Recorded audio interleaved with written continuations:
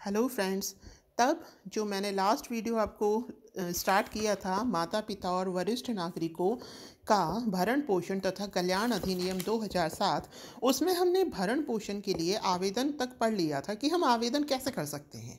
या तो माता पिता डायरेक्टली जाकर कर सकते हैं, और अगर वो सशक्त नहीं है उसके लिए तो कोई अन्य व्यक्ति कर सकता है, या जो अधिकरण है वो स्वप्रेरणा से भी संज्ञान ले सकता है ना।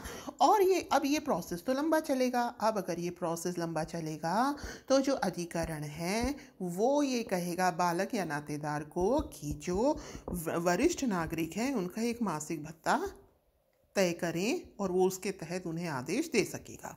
संगठन बता दिया था, जो सोसाइटी रजिस्ट्रेशन अधिनियम 1860 के तहत रजिस्ट्रीकृत है। अब चलते हैं आगे। देखिए, अब इस अधिनियम के तहत हमने मामला कर दिया फाइल, ठीक। तो मामले का निपटान हमें कितने दिनों में किया जाएगा? 90 दिनों में। कितने दिनों में? 90 दिनों में। अब मान लीजिए कि कुछ अपवादिक परिस्थिति है, वो नहीं मान रहे हैं, प्रोसेस लंबा चल रहा है, बालक नहीं है, नातेदार है, कोई भी डिस्प्यूटेड मामला है, तो ज़्यादा से ज़्यादा हम 1 महीने के लिए इसको और मतलब 30 दिनों के लिए इसको और बढ़ा सकते हैं। खर्च जो होगा वो आवेदन की तारीख से संदेह होगा। जिस दिन आवेदन किया है उस दिन से आपको खर्च देना पड़ेगा, नहीं तो उनका खर्च कैसे चलेगा। कोई भी मामला गड़बड़ पाए जाने पर जांच के भी आदेश हैं, जांच भी करवाई जा सकती है कि भाई ये मामला चल रहा है, उन वृद्धजनों तक जो खर्च है वो पहुंच रहा है कि नहीं, उनका भरण पोषण हो रहा है कि नहीं। पालन न करने पर जुर्माना और 1 माह का कारावास का भी प्रावधान कर रखा है। आगे चलते हैं। प्रक्रिया, क्या प्रक्रिया होगी, कैसे हम इसके थ्रू जा सकते हैं। किसी भी जिले में कार्यवाही शुरू की जा सकती है, मतलब हर जिले में हमने अधिकरण बना रखा है, तो आप किसी भी जिले में कार्यवाही शुरू कर सकते हैं। और उसके अलावा मान लीजिए कि वृद्ध माँ बाप किसी एक जगह रह रहे हैं, है ना, मान लीजिए वो राजस्थान में रह रहे हैं, उनका पुत्र गुजरात या मध्य प्रदेश में काम कर रहा है, ठीक है, तो या मान लीजिए राजस्थान में किसी और डिस्ट्रिक्ट में काम कर रहा है, तो आप चाहें तो जहाँ पर बालक रह रहा है वहाँ पर भी आप अधिकरण में अपील कर सकते हैं, या जहाँ माता पिता खुद रह रहे हैं वहाँ पर भी अपील कर सकते हैं। तो जहाँ निवास करता है या करता था, जहाँ बालक या नातेदार निवास करता है, कहीं भी अपील की जा सकती है। अधिकरण बालक या नातेदार की उपस्थिति का आदेश जारी करेगा। न्यायिक मजिस्ट्रेट, अधिकरण में कौन होता है हेड? वो होता है न्यायिक मजिस्ट्रेट प्रथम वर्ग का। तो ये कहेगा कि भाई अब ये अपना जो आदेश, जो प्रोसेस है वो स्टार्ट हो गया है, तो अब जो बालक या नातेदार हैं वो अपनी उपस्थिति दर्ज कराएं। जानबूझकर उपस्थित ना होने की दशा में एक पक्षीय कार्यवाही। अब मान लीजिए कि केस शुरू हो गया, बालक या नातेदार नहीं आया, तो अधिकरण क्या करेगा? अधिकरण एक पक्षीय निर्णय सुना देगा, फिर वो उसकी बात ही नहीं सुनेगा नातेदार या बालक की। मान लीजिए बालक ने कहा कि भाई मेरी तनख्वाह इतनी नहीं है, नातेदार ने कहा कि इस प्रॉपर्टी को आसानी से नहीं लिया जा सकता, तो वो नहीं, अधिकरण उनकी बातें फिर नहीं सुनेगा, वो एक पक्षीय निर्णय माता पिता वरिष्ठ नागरिकों की तरफ से दे देगा। देश के बाहर रहने वाले व्यक्ति के लिए समन ऐसे प्राधिकारी के माध्यम से किया जाएगा जिसका नाम केंद्र सरकार अधिसूचना में जारी करे। अब मान लीजिए कि जो बालक या नातेदार है वो देश के बाहर रह रहा है, तब उस कौन करेगा उसकी जांच, उसको कौन समन करेगा? तो उसके लिए जो केंद्र सरकार है वो अलग से अधिकारी नियुक्त करेगी। अधिकरण सुनवाई के पूर्व सुलह अधिकारी को निर्दिष्ट करेगा। अधिकरण पहले एक सुलह अधिकारी रखेगा कि भाई देखो बातों से ही मामला निपट जाए तो बढ़िया है, क्यों हम इस प्रोसेस को आगे बढ़ाएं, तो इस हेतु एक सुलह अधिकारी भी रखा जाएगा। अब है भरण पोषण अधिकरण का गठन। तो अधिनियम की प्रारंभ की तारीख के 6 मास अवधि के भीतर अब हमें अधिकरण का गठन करना है ना, तो अधिनियम के प्रारंभ, अब अधिनियम आज से प्रारंभ हुआ मान लीजिए, तो उसकी तारीख के 6 मास की अवधि के भीतर राज्य सरकार प्रत्येक उपखंड के लिए 1 से अधिक अधिकरण का गठन करेगी। अध्यक्षता कौन करेगा? उपखंड अधिकारी की पंक्ति के अधिकारी द्वारा करी जाएगी इसकी अध्यक्षता। यह भरण पोषण का आदेश देता है। समझ में आया? अधिकरण अधिनियम आज से प्रवृत्त हुआ, तो उसके प्रारंभ की तारीख के 6 माह की अवधि के भीतर भीतर, आज से अधिनियम लागू हुआ तो 6 माह के अंतर अंतर राज्य सरकार अधिकरण बनाएगी। ये जो अधिकरण होंगे ये प्रत्येक उपखंड पर होंगे।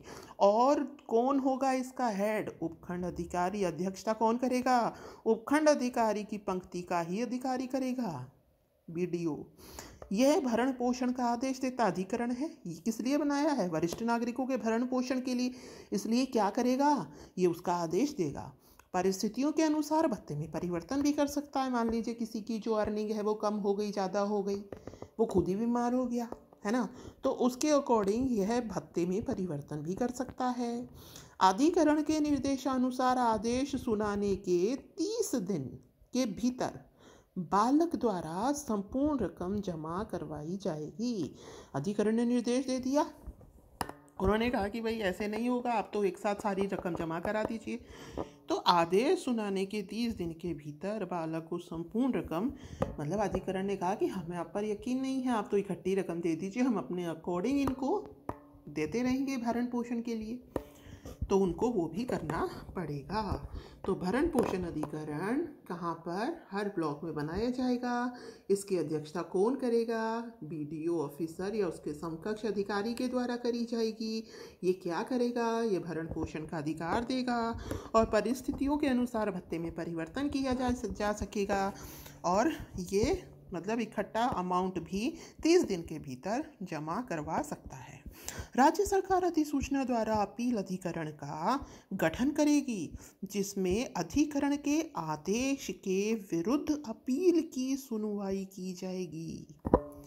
अध्यक्ष कौन होगा? जिला मजिस्ट्रेट के समकक्ष। मान लीजिए अधिकरण में निर्णय हो गया, जैसे कि अपने होता है लोअर कोर्ट में होता है ना, जिला कोर्ट, फिर हम जाते हैं हाई कोर्ट, फिर हम जाते हैं सुप्रीम कोर्ट। वैसे ही मान लीजिए कि अधिकरण में आपका ये कोई अपील डाली थी, मामला सॉल्व हुआ।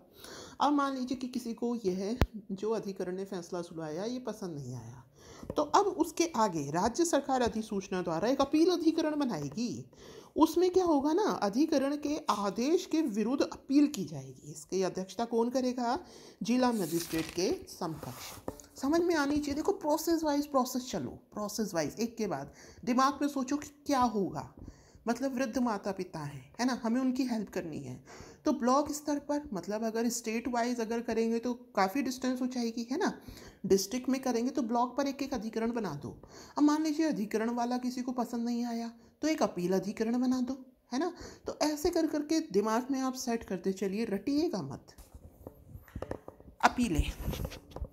अपीलें जारी आदेश के 60 दिन के भीतर, आदेश जारी हो गया, ठीक, तो जारी आदेश के 60 दिन के भीतर अपील अधिकरण में, मतलब अधिकरण ने अपना आदेश दे दिया, उसके बाद में आप अपील कितने दिन में कर सकते हैं? 60 दिन के अंदर अंदर अपील अधिकरण में कर दीजिए, नहीं तो फिर आपको वही फॉलो करना होगा। अपील प्राप्त कर प्रत्यर्थी पर सूचना की तामील करवाएगा।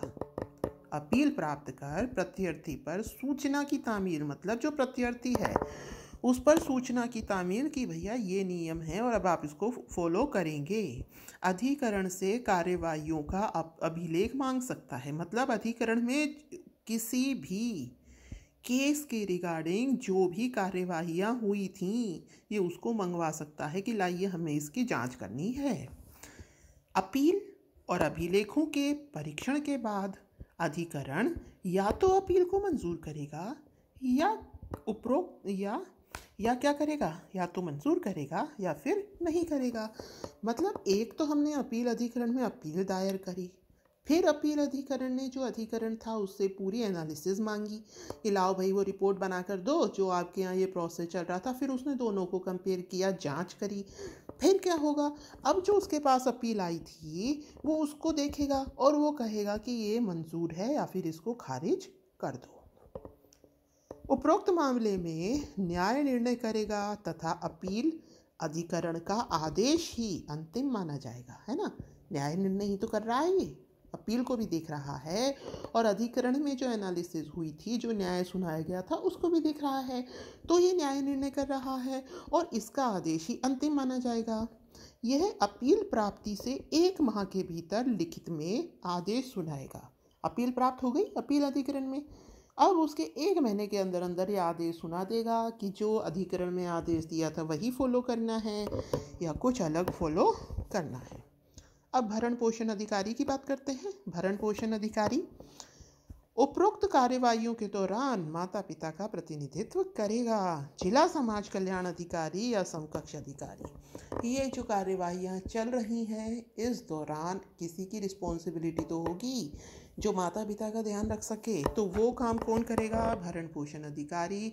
इन कार्यवाहियों के दौरान जो माता पिता या वरिष्ठ नागरिक हैं उनकी भरण पोषण की जिम्मेदारी किसकी होगी? भरण पोषण अधिकारी की। अगला है अध्याय 3, उसको हम नेक्स्ट वीडियो में स्टार्ट करेंगे क्योंकि भी मैंने बेसिक बनाने शुरू किए हैं। अपलोडिंग के लिए इतना ही टाइम बेस्ट रहता है। तो आई होप आपको यहाँ तक समझ में आ रहा होगा। Thank you, have a nice day.